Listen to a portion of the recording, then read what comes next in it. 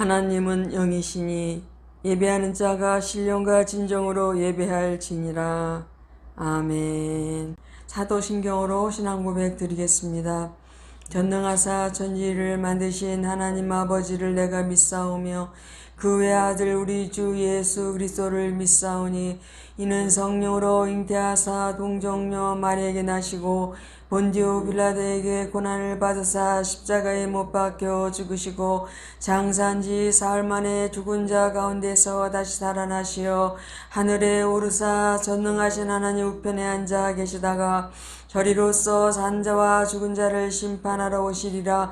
성령을 믿사오며 거룩한 공예와 성도가 서로 교통하는 것과 죄를 사하여 주시는 것과 몸이 다시 사는 것과 영원히 사는 것을 믿사옵나이다.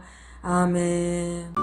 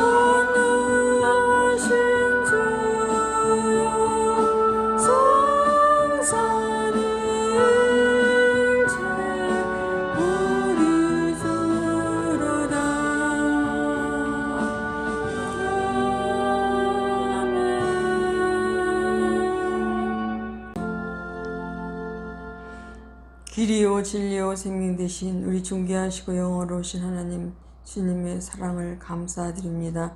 상한 갈 때도 꺾지 않고 꺼져가는 심지도 끄지 않고 심판에 이길 때까지 하시는 주님 감사합니다.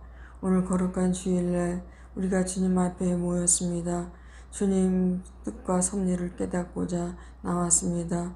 우리가 세상에 살면서 여러 가지 제약을 이 시간에 주님의 십자가 글 밑에 내려놓습니다. 다 담당하시고 예수님의 불로 정결케 씻어주시고 성령의 불로 불태워 주시옵소서.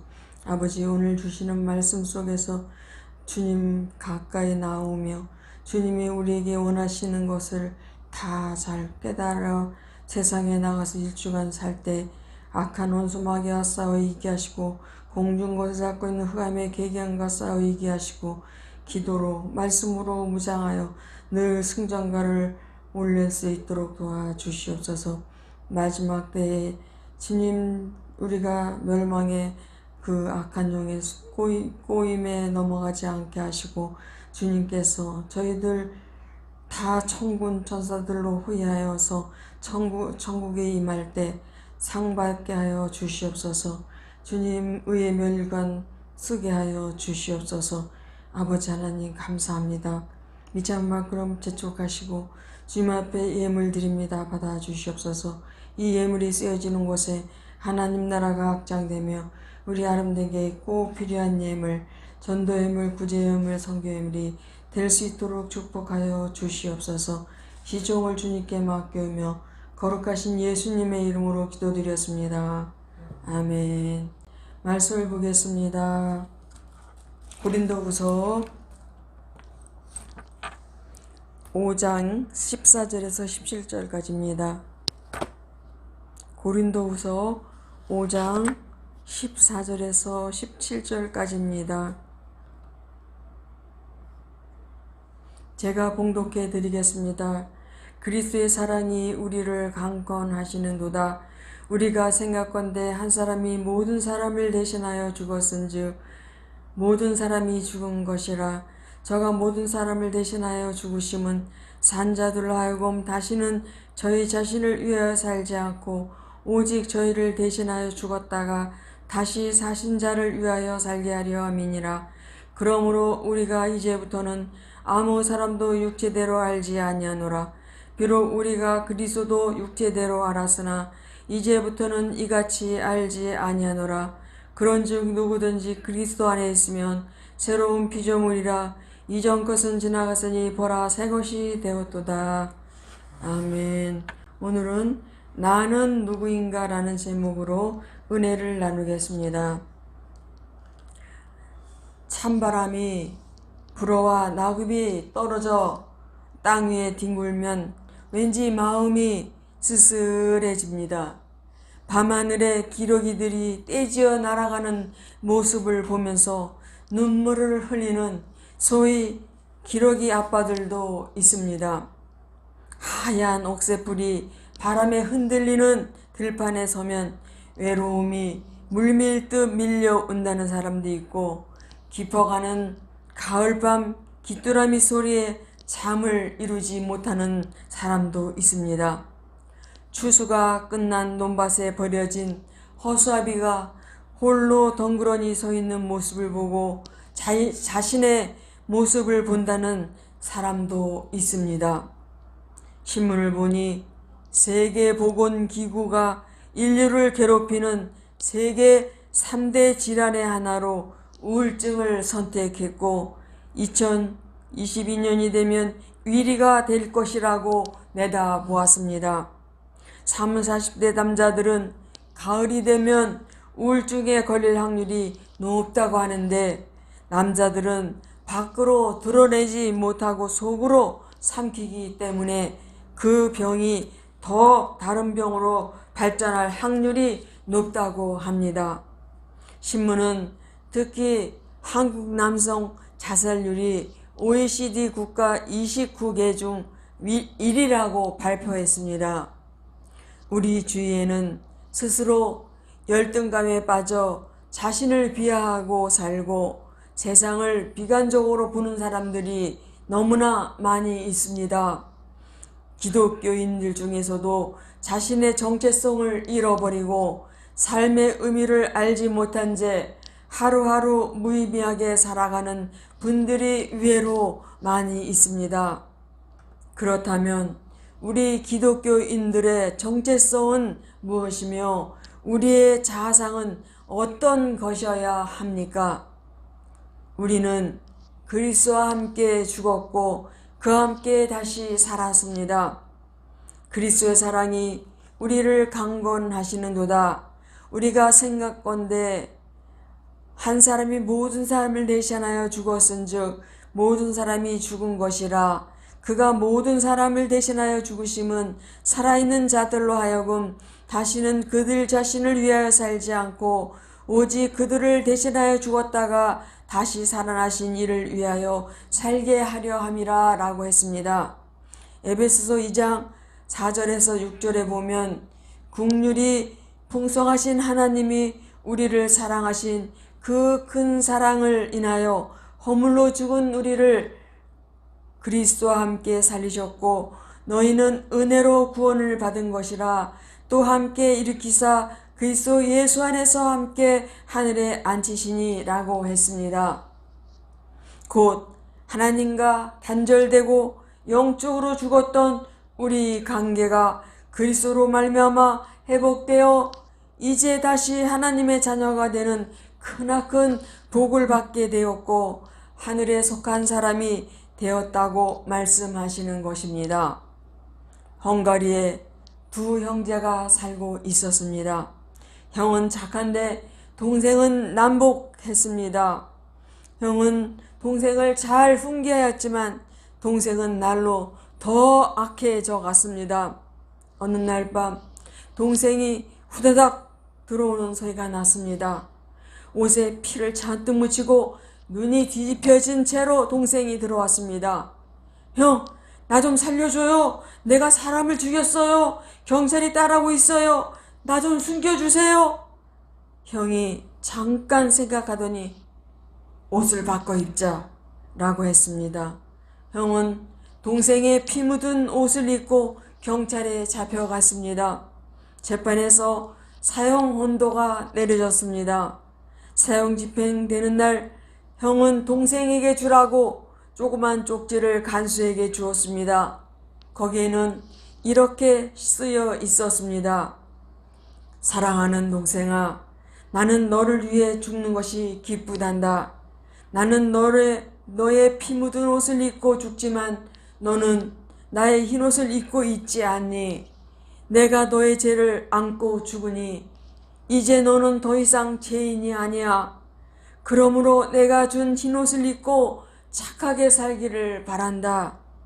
동생이 형장에 달려갔을 때에는 이미 처형되고 난 후였습니다. 그 후 옛날 친구가 찾아와서 유혹할 때 그는 나는 내 형의 옷을 입고 있어. 나는 더 이상 과거의 내가 아니야. 옛날로 돌아갈 수는 없어. 라고 말하며 이전과는 다른 새 사람이 되었습니다. 예수님은 나의 죄의 붉은 옷을 입으시고 그 죄값으로 십자가에서 처형되셨습니다. 우리는 예수님께서 십자가에서 벗어주신 의의 옷을 입고 있습니다. 하나님께서는 예수 그리스도 안에 있는 모든 자들을 이롭다고 선포하십니다. 본문에 강권한다라는 말은 끌어당긴다라는 말입니다. 즉 우리가 예수 그리스도의 십자가의 죽으심이 나를 위한 죽으심인 줄 믿고 그분이 나를 다시 살리신 것을 확신하며 그분의 사랑이 나의 인생을 이끌어 주신다는 것입니다. 이제 우리는 과거의 내가 아닙니다. 우리의 어두웠던 과거, 폭행당하고 무시당하고 버림받고 업신여김을 받으며 멸시받고 가난과 실패를 숙명처럼 안고 살아온 그 사람은 그리스도와 함께 죽었습니다.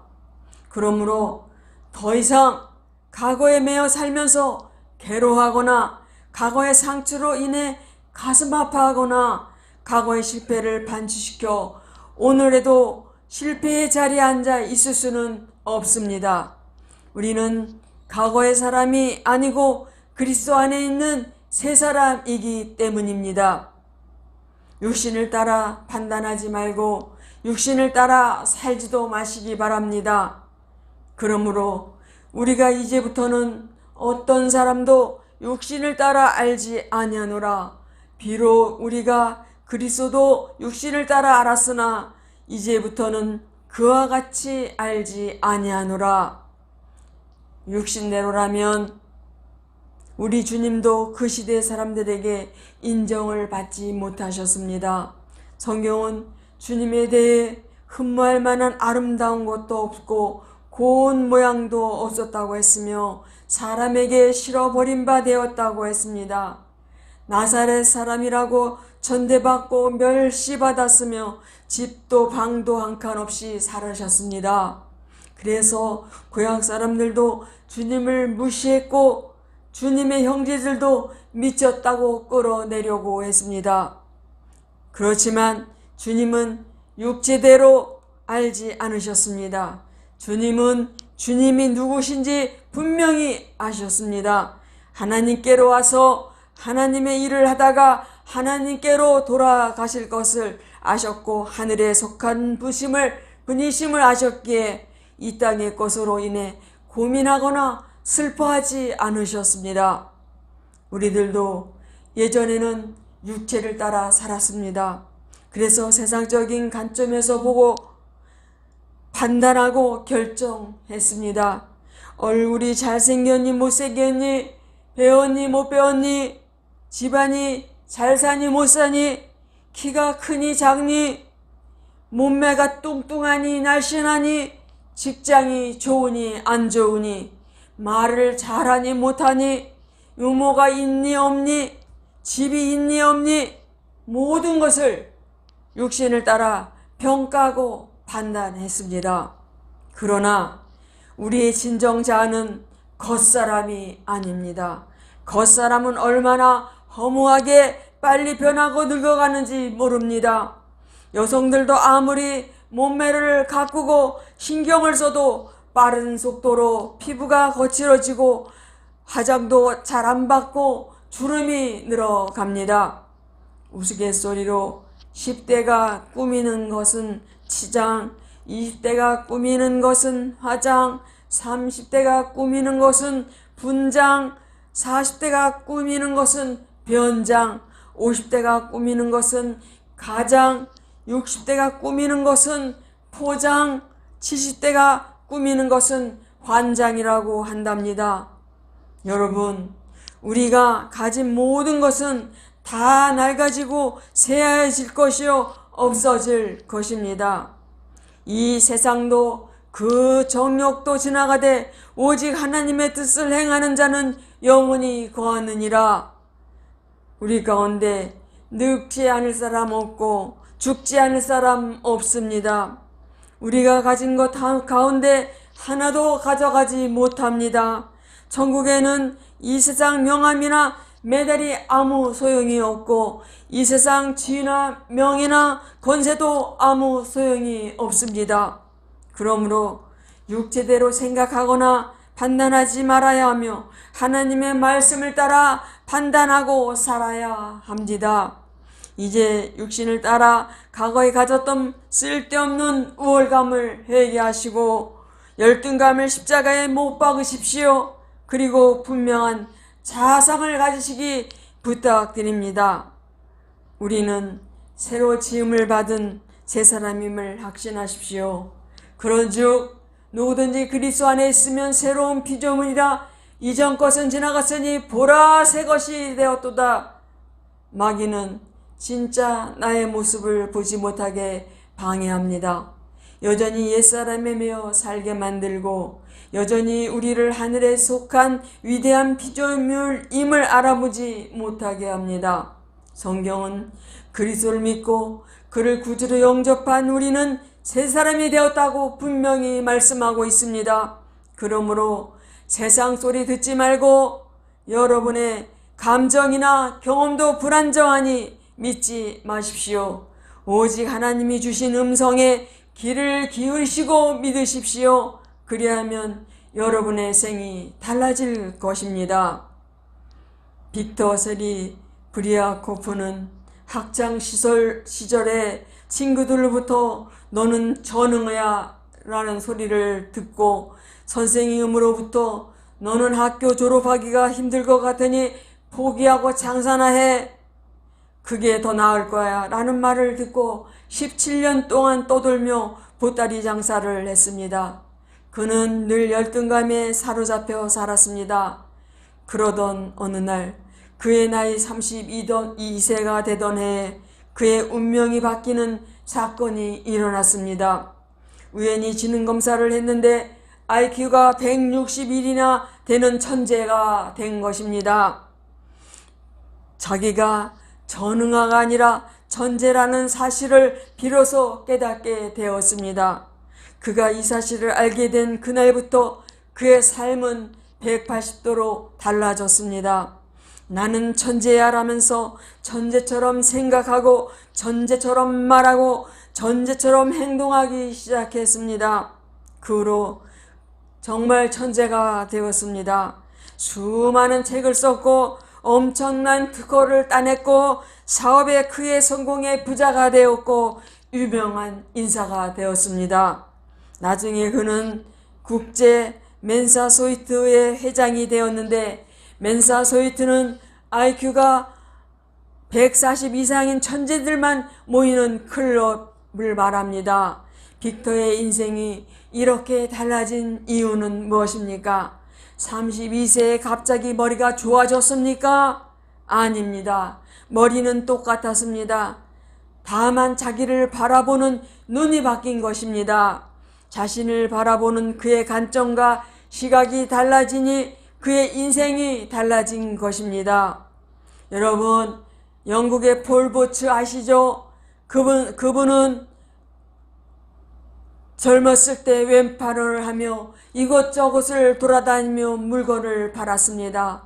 그런데 2007년에 영국의 오디션 프로그램인 브리튼즈 갓 탤런트를 통해 놀라운 그 노래 솜씨에 세계적으로 주목받으며 데뷔해서 전 세계를 돌아다니며 노래를 불렀습니다. 그리고 여러분이 잘 아시는 야식 배달부 김승일 씨를 잘 알 것입니다. 그는 한양대학교에 창학생으로 합격했습니다.